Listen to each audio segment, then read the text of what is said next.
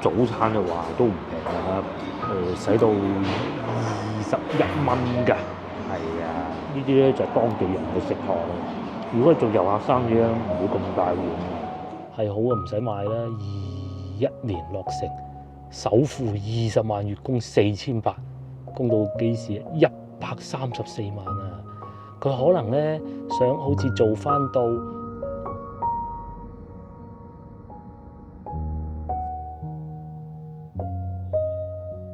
各位觀眾早晨，我而家所在嘅位置咧就係高明啦。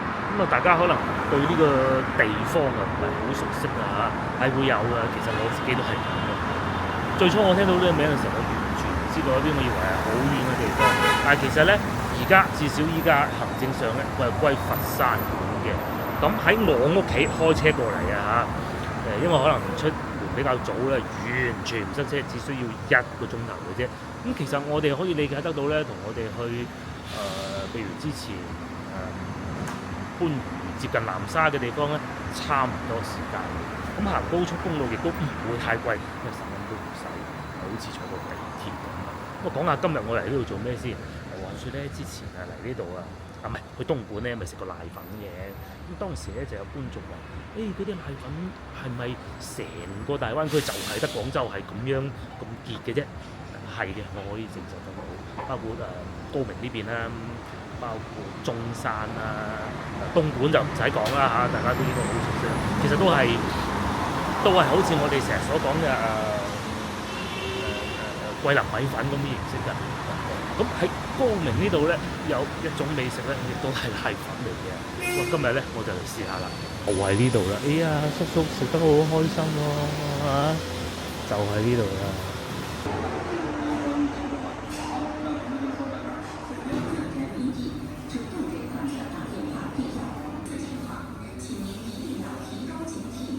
我點嘅嘢食就到咗啦，真材實料咁鬼大份啊！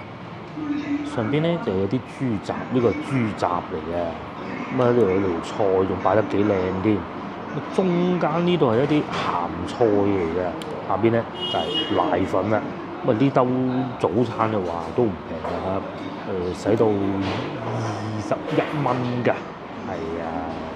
都有考慮過牛腩咁啊，食咁多牛腩，琴日又係食牛腩，試下呢個咧。同埋咧，我可以保證嗰啲粉一定食唔晒。哇！從邊度入口開始咧？試下啲瀨粉先啦。正如先頭所講，佢哋啲瀨粉咧就真係唔似我哋省城嗰啲嘅。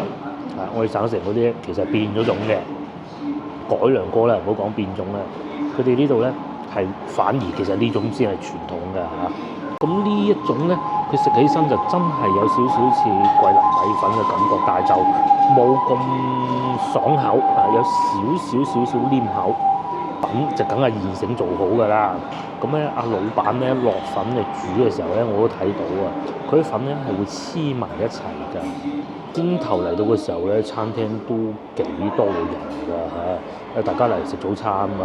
除此之外，其實仲有好多選擇嘅，平到花腩啊、雞絲啊都有嘅咯。排骨15蚊，其實就唔算貴，只不過揀咗個最貴咁滯嘅嚟食嘅啫。我有考慮過雜錦嘅，咁雜錦老闆都話都係牛腩啊、排骨嗰啲，咁啊不必啦，量都幾大。啲粉食落都幾舒服，唔係嗰種咧食咗之後咧，你覺得好似佢好化學㗎，好多化學嘢加落去嗰種感覺。試下豬雜啦，新鮮係新鮮，冇經過好多加工嗰種感覺嘅，唔係嘅。同埋好老實講都幾韌㗎，即係承認我係咬唔開嘅。試下呢啲肉片，呢啲肉片好食啊！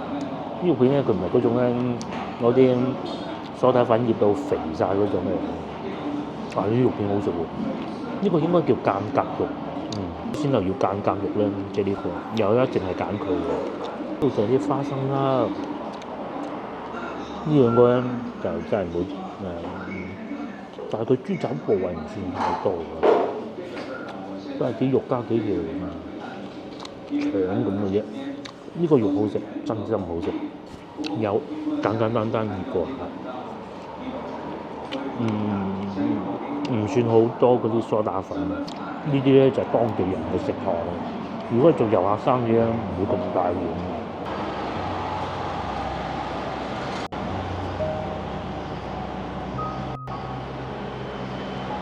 我又食飽，大家睇上去覺得點咧？首先咧，呢啲唔係遊客店，佢唔會整到好光猛啊，各種嘅嚇。但係咧係好真材實料。不過我都必須要承認，我係食唔晒，因為份量實在太誇張。我諗我同埋個老婆嚟咧，兩份分都食唔晒。哇！嗰啲粉多到鬼咁。雖然我係要咗一個中 size 嘅，但係都我諗細 size 咧都係會食唔晒嘅。佢雜咧，即係豬雜啊，嘅種類唔算話勁多，反而啲肉好食，真係。如果大家又真係嚟到呢度咧，強烈建議試下間隔肉，即係佢裏邊啲肉咧，佢又唔係肥嘅。先頭佢俾咗好多我啊，間隔肉爽口，有少少爽口，但係肉質居多嘅，真係幾好啊！記住揀間隔肉。咁啊，接落嚟咧，我就會去市場行下嘅，就叫高明區，係屬於佛山管轄嘅。咁啊，同大灣區好多城市一樣啦。既有山，亦都有水，有條好靚嘅河經過嘅。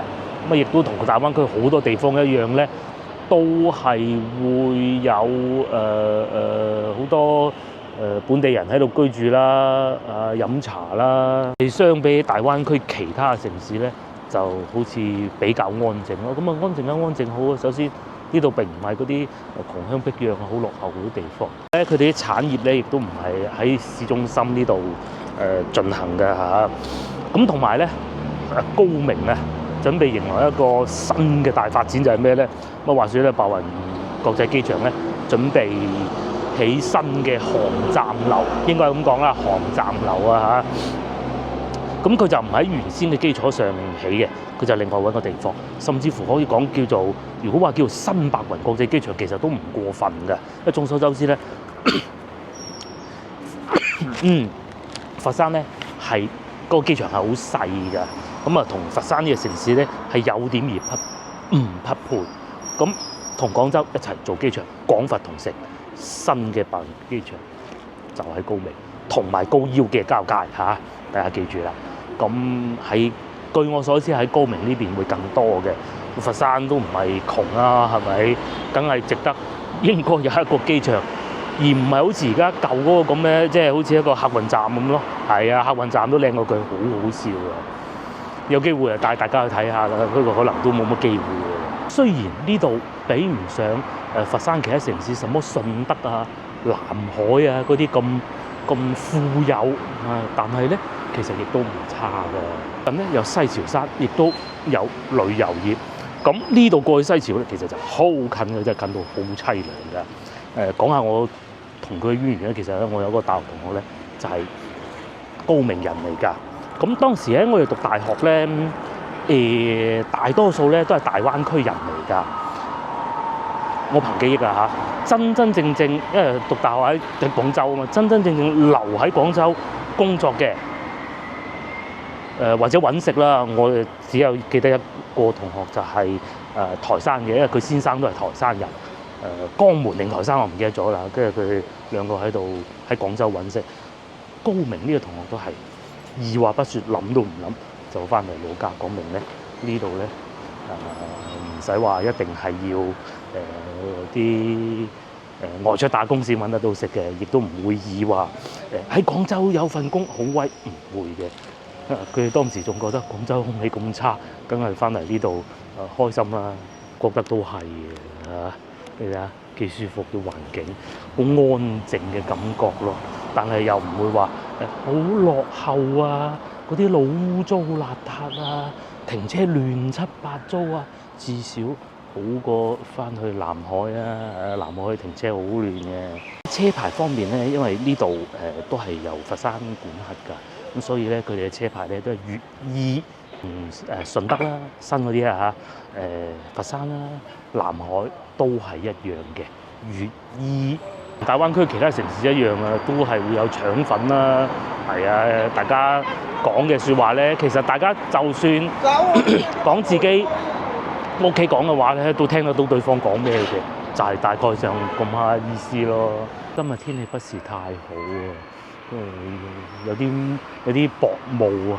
另外啊，呢度咧喺建國之後咧，曾經一段時間啊，係同學山係同一個城市嚟㗎。咁咧有時候咧同老婆揸車吹水經過咧，佢都會講：唉，高明好彩好多。其實佢哋據我所知啊，佢哋講嘅口音咧都係好相似嘅。學生歸咗江門管，咁江門梗係冇佛山咁富有啦嚇，佛山資源就梗係多啲啦。咁即使高明呢度唔係話喺佛山裏邊，佛山市管轄幾個區裏邊咧最有錢嘅最好條件嘅，咁起碼佛山佢哋行政管轄有啲可能喺南海啊，又或者係順德做唔到嘅產業係可以擺過嚟呢度。而江門嘅話咧，唔好意思啦，係冇嘅，係甚至乎咧學生咧，因為佢靠近南海啊，咁啊所以咧有啲產業咧佢仲會做埋添，譬如酒啦燒酒啊、白酒啊、米酒啊，對唔會話有好農村嘅感覺嘅，係咪？如果作為旅遊城市嘅話咧，而家佢哋嘅體量咧就差啲啦。如果大家翻去西樵山玩嘅話咧，順便過嚟呢度睇下也不妨。但係你話專程將你整個旅程擺喺呢度咧，就實在不必啦。亦都係大灣區1小時嘅理念啦嚇。今朝頭早我7點鐘出門口嘅時候，如果我講假如咋嚇，我嘅生意又或者我個老闆啲生意喺呢度嘅話咧，絕對趕得切翻工。我而家慢慢行，慢慢同大家講，也就係9點鐘嘅啫。咁7點鐘出門口冇乜壓力啊，係咪？就係再晏少少，廣州就會塞車咯。但係嚟呢度1個鐘頭，高速公路10蚊，咁就搞掂。外路面大家睇下，都幾乾淨企理，同埋都好多巴士嘅。啲巴士有啲就冇乜人啦，有啲都有人坐下嘅，一個阿姨坐啦。呢邊樹木都夠晒多，幾多樹木，老城區的感覺咯。既然都嚟到附近啦，又同大家講下樓價，先睇下左邊呢個好似幾靚嘅，叫做明都廣場。咁咧，佢落成時間其實都唔係好早啊，97年嘅。咁但係睇上去就幾新淨嘅喎，同埋有陽光啊，好緊要啊呢樣嘢啊！屋企有陽光，陽光朝頭早射晒落，就算今日天氣不是那麼好，咁啊佢嘅價格咧就真係平啦！真係睇到咁凄涼嘅咧，而家啲樓價。嗱，首先呢個咧，呢個應該係靚嘅，佢因為佢話佢裝修過135平方米，哇！大佬呢度住幾多人啊？71萬。哦，佢係咁嘅，佢新呢邊咧就19年落成，就稍為貴少少。咁但係你話如果唔使住咁大㗎啦，唔使咁新㗎啦，自己裝修過，哇！呢個價格真係驚人喎。哦，咁誇張，我有冇睇錯啊？33萬。哦。我再睇下邊，其實就我相信都係嘅。佢嘅舊嗰邊咧就平啲嘅，嗱，好似呢個咁103平方米38萬啊！即係呢啲咧真係躺平一流啦嚇。應該唔係呢邊咁靚，應該係翻去後邊嘅，但係31萬喎，躺平最好啦。鏡頭正前方嘅綠色嗰啲嗰啲咧。都係呢個價錢，應該係比先頭我哋睇見呢31萬嗰啲係會新啲嘅，我估係咪？92平方米收緊50萬，又或者啱啱裝修完咁靚嘅喎，55萬，話晒都係佛山啦，不過就高明嘅。其實啦，房地產最瘋狂嘅時候啊，好多新樓盤打電話叫嚟買㗎，肇慶嗰啲都算啦，肇慶而家都幾好住嘅，高明都有之下咧鏡頭正前方見到呢啲就舊啲啦，木都幾毒。雖然冇話佛山順德嗰啲咁靚咁市正，但係咧價錢唔貴。個咪就係有生活氣息咯。不過好老實講啦嚇，如果你真係要俾我揀嘅咧，我都係會揀翻禪城嘅。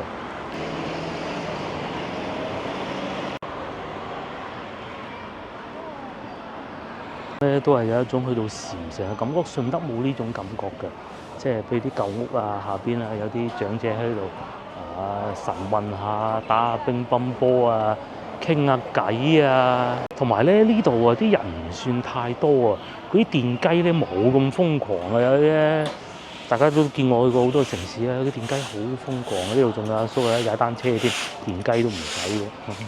阿姨又去買餸啦，咁其實我而家係打算去買餸嘅，即係同老婆嚟過一個叫河城市場嘅地方，咁啊河城咧亦都係高明呢度嘅別稱啊，即係佢哋會叫做河城，咁咧原來咧就係荷花個荷啊，原來就係高明咯。仲有佢哋停車位超級多，市政㗎嚇呢啲係，先頭我都係停喺市政嗰啲停車位，相信亦都唔會太貴，我都冇睇幾次，但係佢哋咧遺憾就係冇擺個牌喺度咯。呢度仲有廣佛通，即係如果係香港即係八達通啦嚇，廣州叫羊城通。咁啊廣佛同城啊要廣佛通嘅喎，即係嗰啲坐巴士嗰啲卡就喺呢度辦理嘅啦。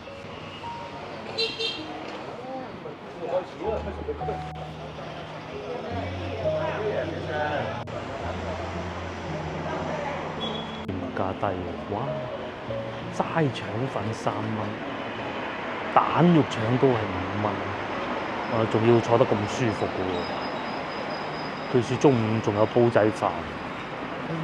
嚟越靠近市場咧，都多咗啲嘢睇。我計劃會買啲水果，同埋買啲瓜。葉菜我就唔買啦，因為屋企仲有。又帶大家睇下呢度物價，啲菜價就係咁，3蚊一把枸杞葉，芽菜2蚊1斤，仲有西洋菜賣到3蚊3，唔貴喎。雞啊，雞鵝鴨賣嘅即禽料啦，佢係活雞嚟嘅呢度應該係包埋處理嘅，係啦。有雞骨草啦、五指毛肚啲煲湯料啦。雞鵝鴨全部都有。至於雞蛋咧，就27蚊一托，25蚊一托，一托咧就應該係30粒嘅，即係平均1蚊都唔使有1粒咯。咁啊，都係啲農家蛋嚟㗎啦，農家雞嘅蛋。哦，仲帶埋小朋友出嚟買餸添。哦，多人買餸喎，不過都係長者啦，有啲後生。仲有節瓜貴啲，3蚊半。聽過啊，當地街坊傾偈啊，都係聽得明佢講咩嘅嚇。係啊，2蚊8金要買啦，2蚊8。買咗一袋金，我哋繼續行嘅。粟米以前老婆好中意買粟米，我唔食得粟米，有少少過敏，食完個人唔係好精神咁嘅。哦，呢度全部都係賣菜嘅，嗰啲阿姨喺度賣菜嘅。但呢啲咧就通常冇明碼實價嘅，行都係就咁大個木瓜，或者呢一個，上次我哋喺番禺買過啦，好甜嘅，好甜啊！哇，咁大兜。佢哋通常咧啲市場咧，因為附近會有村民啊，佢哋都要劃翻啲區域出嚟俾村民擺檔賣下餸嘅。如果唔係咧，啲阿姨咧又冇乜細藝啊，走去打牌唔好㗎嘛。又有番薯。又有啲農家自己摘嗰啲番茄，通常咧呢啲就唔會有明碼實價㗎嚇，你問下價錢咯。而且咧農家菜呢啲亦都唔會亂咁開價嘅啫，都係以菜為主。有節瓜，但係細隻啲，有農家養嘅雞啦，呢個成籠咁樣擺喺度啦，又或者係鹹魚啊，依喺度揀緊鹹魚，聞下先，好味喎，咁咪買啦。同埋仲有番茄。番茄可以買啲嘅，番茄幾錢啊？3蚊半。番茄咧我又買咗啦，咁啊呢度都唔算勁多檔口，但係就熱鬧嘅，多人買嘅，幾開心嘅，啲阿姨係幾好傾嘅。亦都唔會冇辦法溝通得到。一嚟就講普通話嗰種啊，點解我哋中意喺啲地方買咧？第一係想幫下啲農民阿姨啊，第二一啲蔬果係真靚嘅，因為我哋食過噶嘛，食過咁多年。咁啊第三咧就仲有就係大家溝通得到，唔會話有啲溝通不便造成嘅誤會啦嚇。嘢咧亦都可以學下點樣揀啲蔬果，有時咧啲阿姨係會教㗎，教我哋嗰條框粗咪靚啦咁。呢度勁啦，雞蛋18蚊8一托。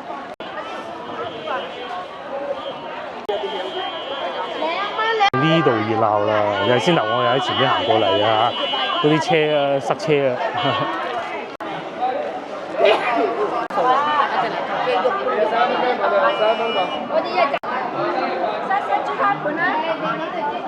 唔使入室內市場，呢度都熱鬧喎，有賣番茄㗎啦，2蚊半呢啲就本地番茄嚟嘅，咁鬼細隻。青瓜啦，而家青瓜平，仲有節瓜靚喎，2蚊。節瓜睇佢靚唔靚就係啲毛咯，可以。我要買嘢其實已經買完㗎啦，咁啊帶大家附近行下，然之後咧就上翻架車，再下一個景點，下一個 location 啊。市場熱鬧嘅。通常咧有呢啲平價市場咧，當地物價就唔會貴嘅。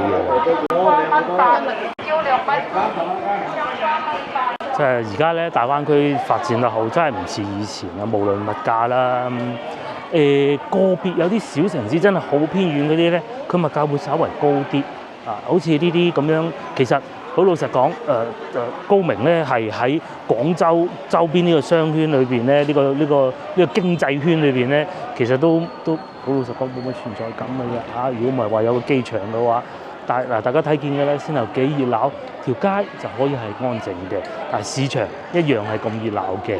觀眾就話：哇，全部都係長者喎，後生嗰啲翻工㗎嘛，係咪？咁另外仲有喺路上咧，我哋都見到啊嚇，佢呢邊咧呢啲綠牌車啊並不太多㗎，即係唔似話廣州咁密集㗎。廣州咧已經係超過一半㗎啦。就算唔講嗰啲營運車都好，但係咧喺高明呢度咧，我眼見嘅就係2成到啦。好啦，咁我上翻車先，上翻車再同大家講下我嘅戰利品。我嚟講下我啲戰利品，3隻節瓜，佢呢種係新上市，通常新上市嘅咧係會比較貴嘅。咁但係咧呢3隻咧，呢隻大，2隻中，用咗6蚊3，即係通常我哋咧3隻㗎嘛買。咩2蚊一隻，呢啲係抵啊！咁鬼大隻，不過咧呢啲可能未有咁腍，佢會爽口啲，咁啊睇你喜歡食爽口定腍咯。另外呢個咧就咁嘅，呢個咧就叫做金啊。咁啊點揀嘅咧？之前有老細教過啊嚇，一定要個框呢度夠粗，呢個都已經唔算好粗，但係有葉。咁樣咧，佢裏邊就冇咁乾。呢度有一大袋，有葉嘅，係咪？有葉嘅，圍到係使咗7蚊8，7蚊8咁大袋。我呢個就農家阿姨喺街邊咧擺檔賣嘅，嗰個阿姨啊真係可能啱啱開檔，佢都唔係好熟手啊嚇，有另外人教佢嘅。呢個係6蚊2，有我特登揀粒細嘅添啊，1、2、3、4、5、7粒。係嘛？6蚊2，抵買啊！呢個餸咧就買完啦，接落嚟咧帶大家去啲旅遊景點睇下。據說嗰度咧而家整到好靚嘅喎，有條好大嘅錦鯉，就喺河邊嘅。出發唔係好遠嘅嘢，揸車過去。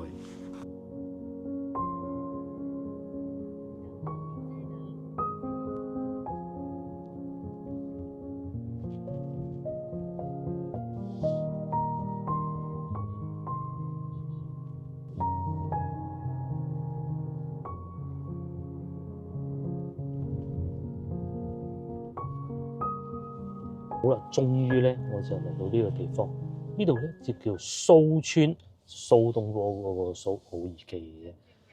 咁你話係咪人造出嚟嘅景點？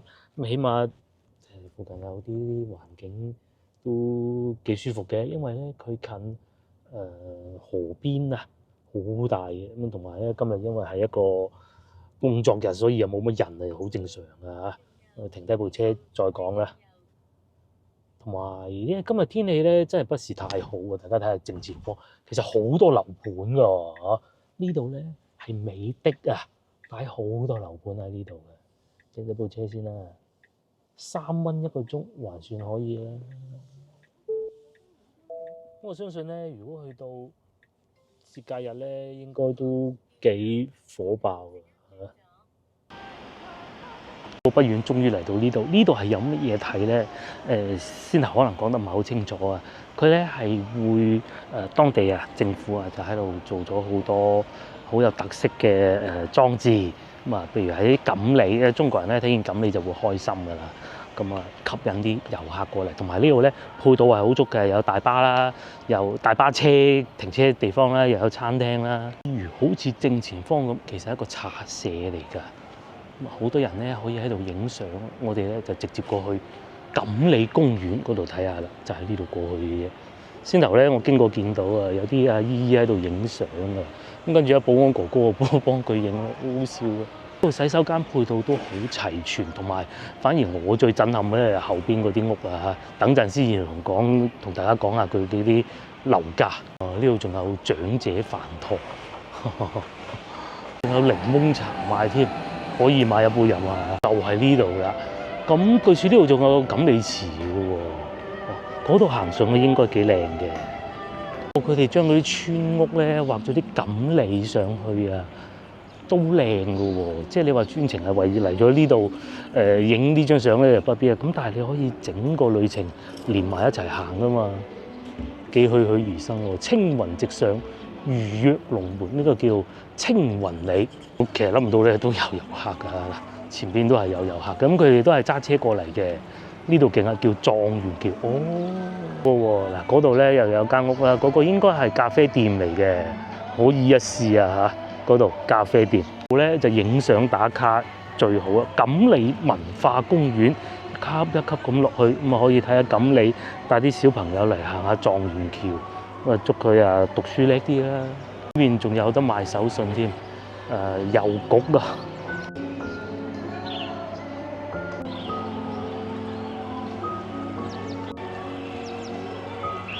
呢種錦鯉咧係唔簡單㗎嚇。其實先頭我都睇到㗎啦，佢個顏色咧係金色嘅，大家睇下係咪？我相信都唔平啊！金色嘅錦鯉啊，叫武曲鯉，呢度寫住啊，黃金錦鯉，勁啊！狀元橋呢度就相對普通啲嘅錦鯉嘅，同埋仲有個水車喺度轉下添。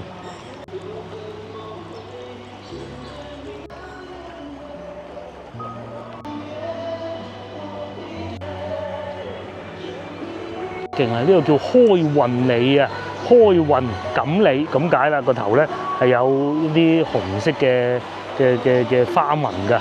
呢度咧都係會有餐廳啊，同埋大家記住，今日係一個工作日嚟嘅。喺啱啱過去嘅3天長假裏邊咧，據說呢度係好火爆嘅。咁我哋嚟呢度行下，都係一個科普嘅地方嚟嘅。啲人成日俾人買條錦鯉翻去咧，我估係真係買翻去。後邊嗰啲未必得，前邊呢啲係可以。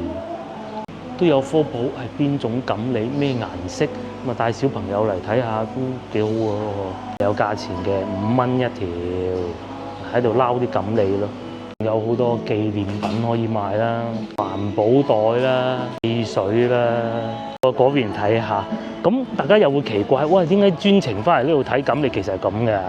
如果你翻到嚟遊玩咁啱，我又去開西樵山，其實喺西樵咧過嚟呢度係好快嘅，咁你可以連埋一齊玩啦。以呢個作為一個主要嘅景點咧，係唔合適嘅。大家睇見啦，佢又唔會話有啲好恢宏嘅景點啦，又或者啲好十分出色嘅餐廳啦。但係如果你話翻嚟遊玩，仲有時間剩喎喺呢邊喎，咁啊過嚟呢邊睇下也不妨嘅。我去嗰度買杯嘢飲，唔知有冇開門咧？先頭又好大霧啊，嚟到呢度有陽光啊，就開始睇到啲屋啊。都賣得去嘅喎，都但係有啲賣唔去啦，有啲後邊嗰堆都賣得幾好喎。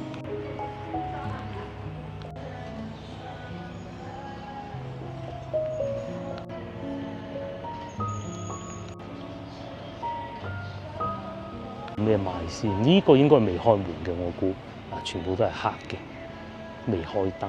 呢個我估都係未開門嘅，但係應該係賣咖啡嘅嚇。咁係啱啱放完假，人哋放完假，佢哋翻工，咁啊而家就到佢哋放假。仲有單車咖啡，賣咖啡好啊，賺到錢嘅。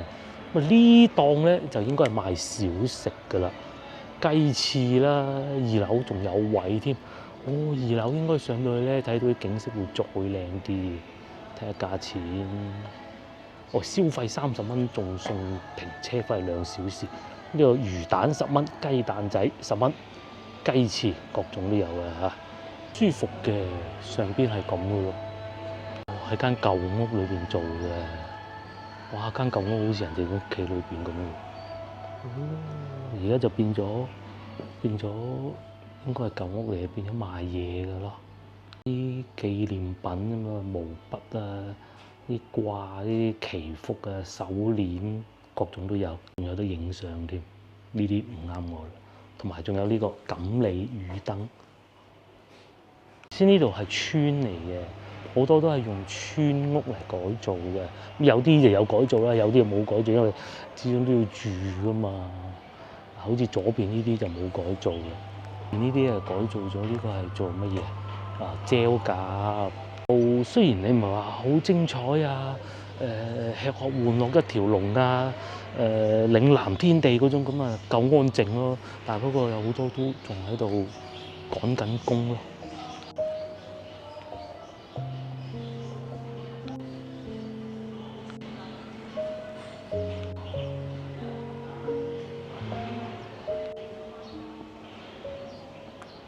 好多呢啲茶飲啊，咩缽缽雞啊，即係辣嗰啲啦。呢度又有個呢個係咩嘅東西咧？怪物嚟嘅，睇唔明啊！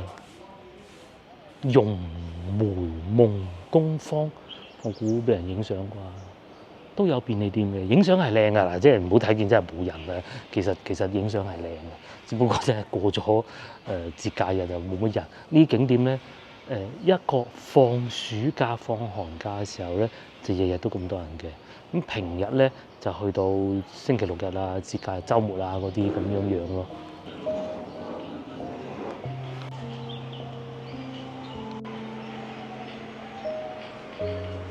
揀餐食喎，如果你喺外邊食得唔夠飽，可以喺呢度解決午餐。即係親子魔術館。仲有呢個添，連鎖式咖啡店，不過咁嘅，我估佢應該係加盟嘅啫嚇，都係平價路線嘅。咁啊有地方坐下都好嘅，我估因為加盟嘅機會係非常之大。買杯咖啡坐喺門口，佢唔貴嘅啲咖啡。東南亞小食咧，咁大片花海啊！我買杯嘢飲上車，都冇咩行。檸檬茶。哇！咧喺鏡頭正前方可能睇唔到，今日係真係非常之大霧。咁我亦都冇打算放無人機，因為咁大霧飛到上去咧，大家睇唔清。我形容一下俾大家睇，即係大家如果睇唔清嘅話，又全我面前咧一排一排嘅屋，好多樓盤。咁啊睇得出嗰度因為寫住係美的嘅樓盤嚟嘅，叫美的名戶。樓盤咧，我極有理由相信咧，就當時房地產熱投資咗好多。因為我知道咧，美的咧佢原先都係賣電器噶嘛，後尾咧啲錢唔知使唔晒，有陣時係咩原因啊，都做埋房地產玩埋一份嘅。咁但係事實上咧，證明咗佢當時呢個決策並不太明智啊嚇。似乎咧冇乜邊個樓盤咧係大賣，但係咧有啲雖未至都話爆雷，因為咧佢個企業咧確實底蘊係比較深。股價亦都比較高，但係相比之下咧，同其他企業咧對比之下咧，佢咧就奇差一著啦。只能講就係喺最唔適合嘅時候參與咗房地產呢個項目。時至今日咧，仲有好多樓盤賣唔出嘅。包括我有一個朋友都係，當然佢買嘅時候就唔係好貴，公司亦都要求佢哋買翻間咁樣嘅，咁當然係員工價啦嚇。不過好處就唔係美的嘅，佢唔係美的，係廣州一個房地產企業嚟嘅嚇。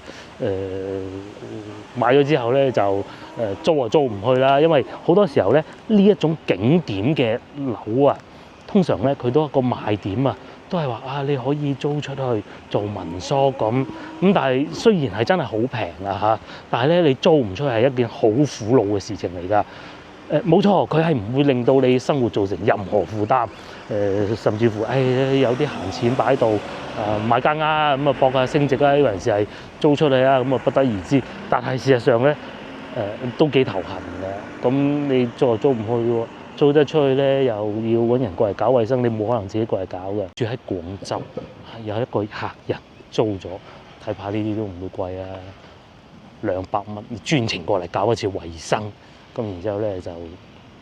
嗰個客人咧就住得滿心歡喜咁，同埋佢聽見200蚊其實都唔會滿心歡喜得去邊㗎啦。咁所以咧呢啲咧高明就係唔好講深受其害啊嚇。事實上錯嘅時間就遇上錯嘅人啦，只能講嘅係。好啦，當地政府咧應該都會有多少扶持啊，最起碼搞翻呢啲文旅小鎮啊。咁有得搞下，但係咧，你話好精彩，好似永慶坊啊、嶺南天地咁咧，就真係冇嘅，我可以講係。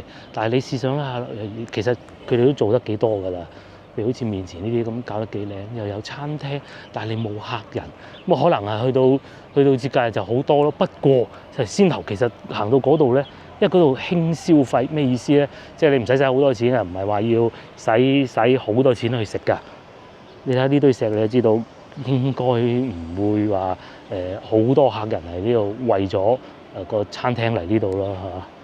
仲有瀨粉雞、茶社，原來唔係淨係食飲茶嘅，有飯食嘅。影幾張相咁都不妨嘅，但係至於你話投資就萬萬不可，啲銀行嗰啲錢擺銀行，等佢用最低嘅利息嚟保值都好過咯，我覺得就因為咧你會見到有咁大片咁多嘅咧，係唔會好賣得去邊嘅，有咁多人買得起咩？就算個個都買得起，好輕鬆用好少生活費，用1年嘅收入就買得起，大佬有冇咁多客咧？我可以同大家講係冇嘅，睇下惠州嗰片海就知啦，真係我哋上次睇下樓價，就係呢個價錢，就係我正前方呢個叫做美的明湖北灣，大家睇下左邊係咪美的明湖？佢嘅價錢係咁嘅，咁你話環境好唔好係好嘅，咁睇下我先頭有冇睇錯啦，係公寓。住宅嚟嘅，住宅嚟嘅，18年落成，嗰陣樓價最瘋狂嘅時候，都唔係啊，一開始剎車嗰陣啊，89萬112平方，揾鬼買咩？急出售，業主不在本地發展，係咪？即係佢當時咧，可能係真係有嚿錢業主，咁咧，投資啦，實升㗎。死啊！7000幾蚊，我唔買呢度啊！咁鬼遠都算啦。大佬你住嗰間屋冇人嘅，好驚啊！我寧願住翻先頭舊嗰啲咯，係嘛？咁使到90幾萬喺廣州都買到啦。咁當然梗係冇咁靚啦。嗱，呢個仲勁啊！靚爆江景，哇！個江景靚到，你咪前面啲棟咯，呢一紮咯。係好啊，唔使買啦。21年落成，首付20萬，月供4800，供到幾時？134萬啊！佢可能咧想好似做翻到南海啊嗰個千燈湖咁樣嗰度梗係靚啦，係嘛？但係邊有咁多千燈湖啊？轉過嚟呢邊，呢個咧應該就叫綠地希光花園，綠地集團都當時都幾頭痕㗎，咁收到樓就好㗎咯，起碼呢度嘅入住率高啲嘅喎，可能舊啲唔知啊嚇。嗱，佢呢度係咁寫嘅，其實又唔算夠。21年落成，19年起嘅屋就係咁啦。佢喺上邊咧係會見到呢啲嘅。咁當時咧就講明呢一紮屋仲起緊啊！大家睇唔睇到嗰啲屋咧啊？仲起緊嘅。個房間就係咁啦，望出嚟景色，起好咗會舒服啲嘅，都幾光猛嚇。嗱呢張床咁樣瞓住，望住個光都幾舒服。呢個就仲有啲可取性，不過99萬咧，就真係啲錢要幾使唔晒先得啦啊！係咪？停車位足，咁啊呢啲就我認為唔屬於係躺平最佳嘅啦。躺平最佳就先後喺市場附近嗰啲，仲有2個洗手間添。呢啲仲係當時裝修都仲未賣得出去，陰公。又係呢個美的名門，咪又係前面呢一堆咯。死啦！呢二手47度啊！你諗下，即係大家但凡有聽過嗰啲金融啊、財經理論，你知道啲貨越多，價錢係越平，啊買嘅人越少，就價錢又唔貴得去邊。呢啲咁貴買咩？係嘛？哎唷，住得好唔好啊？我唔知啊，大家睇下啦。其實呢啲社區如果成熟，可以做到千燈湖咁啊，應該幾舒服嘅。又有咁大停車場咧，買得呢啲樓咧都係搏佢升值。咁啊，升值嘅可能就幾低㗎啦。出咗咁多招，政府先至叫做穩定咗樓市。好似之前咧，同大家我哋喺週末嗰度咪睇過嘅。嗰啲樓價開始有少少回，嗰度係廣州老城區，而喺週末附近咧係足足有4條地鐵線啊。咁你話呢度有冇地鐵線咧？梗係冇啦。就算有，你亦都冇可能好似週末咁交通便利。咁當然啦，亦都可能有啲買家佢會認為我就係唔想咁嘈雜，我就係要安靜。咁啊，睇下你點樣選擇啦嚇。好多時候咧，有咁安靜嘅咧，佢唔會淨係得個安靜嘅，係可以用荒涼嚟形容嘅。咁你諗下，冇人住咁會點啊？後邊超市係會唔開嘅。送水嗰個叔叔佢都唔會成日送啦。你買嘢咧，全部都係要靠外賣啊！嗰啲咩買菜啊，各種咁係你可以揸車出去咯嚇。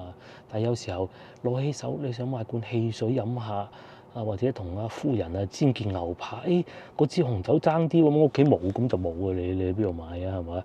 但係呢市中心就唔係行落樓下。你唔使話買好靚紅酒啊，就算好似我哋屋企咁啊，你叫山姆配送過嚟都係得噶嘛。究竟山姆送唔送得嚟呢度咧？又同大家睇下嚇，究竟送唔送得到咧？我是但揀一個就得噶啦。咁咧配送到咧分2種喎，山姆一種咧叫全國配，全國配就邊度都配得到，有快遞到就得噶啦。第二種咧叫極速達，左上角呢個啊，極速達咧就真係最多2個小時之內就會送到噶啦，至少我屋企係錯啦，真係唔得嘅，係咪？就不能夠極速達嘅，呢度係，你只能係全程配。咁全程配咧，你就等啦，或者你開車去廣州買咯，係啊，等佛山開嗰陣先去咯。咁我唔使去山姆咯，都得嘅，係嘛？好啦，今集影片先到呢度結束啦，我哋都翻去啦。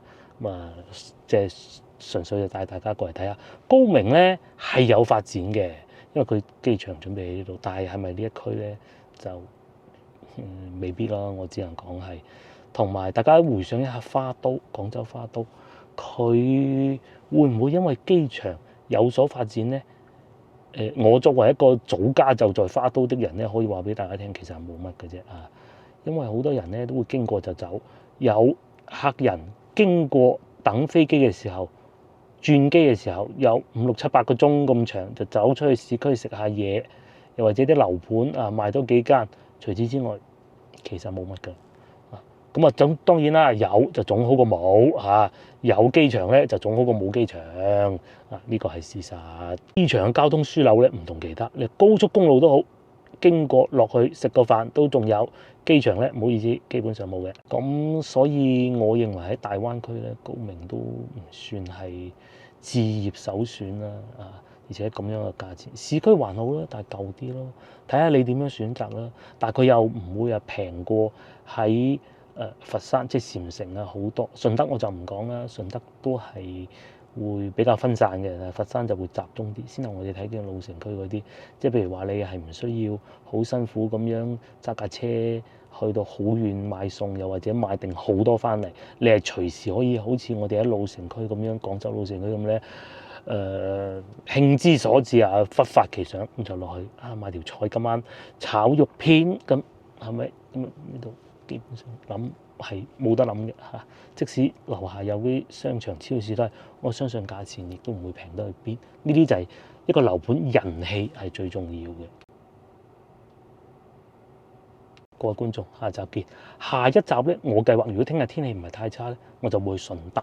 我亦都帶大家睇下，因為接落嚟嘅影片咧，除咗我同老婆喺市區啊買下餸啊，帶大家遊下，我想帶大家睇多啲大灣區嘅地方。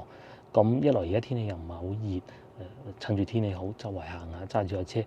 大灣區咧，依家交通就真係便利咗好多，好似嗱，我上一次去東莞也好啦，今日嚟高明也好啦，屋唔關我事嘅，佢幾好賣都唔關我事嘅，唔講得話觀感唔好。就算佢再平啲都唔關我事嘅，但係如果講到交通咧，就確實真係好便利。大灣區整個大灣區周圍行，就算我而家忽發奇想，我話想過去禪城啊，即係佛山祖廟行啊，其實都唔需要好耐時間嘅啫嚇。下集見，拜拜。